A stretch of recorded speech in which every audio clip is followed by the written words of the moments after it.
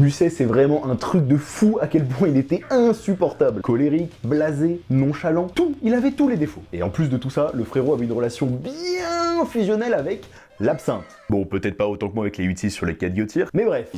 Bref. Si on veut essayer de comprendre ce qui a fait de lui l'affreux enfoiré qu'il était, C'est pas très sympa. La vie n'est qu'une pute. il nous faut remonter à la source, à savoir son époque. Imaginez-vous naître au début du 19e siècle, dans une France qui se remet à peine des 30 années les plus zinzins de son histoire, allant de la Révolution française à Waterloo, en passant par la Terreur et surtout les putains de conquêtes de Napoléon. Les gamins de la génération de Musset, ils voient leur père comme des géants. On leur a raconté la gloire, le fracas des canons, les marches impériales à travers l'Europe. Musset il disait lui-même dans sa confession d'un enfant du siècle qu'ils sont nés dans un monde où La mort elle-même était si belle alors, si grande, si magnifique. Tous les berceaux de France étaient des boucliers, tous les cercueils en étaient aussi. Il n'y avait plus vraiment de vieillards, il n'y avait que des cadavres ou des demi-dieux.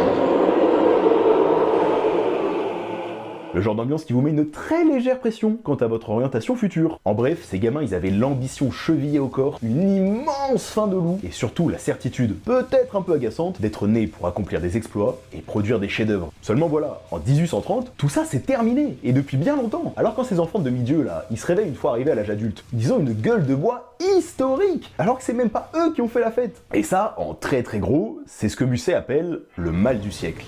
Le monde qui s'offre à eux, c'est pas du tout le champ de bataille héroïque qu'on leur avait promis, mais seulement le salon étriqué de la bourgeoisie montante, apportant dans ses valises un package complet de conventions, de mœurs et de soirées passées à se demander ce que les voisins peuvent bien penser de nous. Alors oui, la petite bourgeoisie essaie de tromper l'ennui en se jetant à corps perdu dans l'arène financière, espérant une ascension sociale fulgurante, et oui, certains réussiront. Mais pour l'écrasante majorité, le seul horizon, c'est de s'enrichir suffisamment pour que son appartement pue un peu moins la défaite que celui du voisin. Alors, face à cette immense frustration, certains, comme Hugo, décident de muer leur colère en une puissante force créatrice. Ils se battent pour l'art et pour la liberté en attaquant de front la morale bourgeoise. De l'autre, il y a ceux qui, comme Musset, pensent que la société est condamnée. Alors, entre ce nihilisme, sa rupture douloureuse avec George Sand et le décès de son père dont il était très proche, Frérot tombe inéluctablement dans l'alcool, la drogue et le spleen. Une fois passé ses 30 ans, il ne produira presque plus rien. Et pourtant, malgré cette carrière éclair, Musset aura su marquer à jamais l'histoire littéraire par ce qui le caractérise le plus, la sincérité de ses sentiments. Au fond, il n'était qu'une âme perdue, aussi bien en amour qu'au milieu d'une époque qui refusait d'accepter son existence, et c'est ce mal-être qui fut aussi bien la source de sa gloire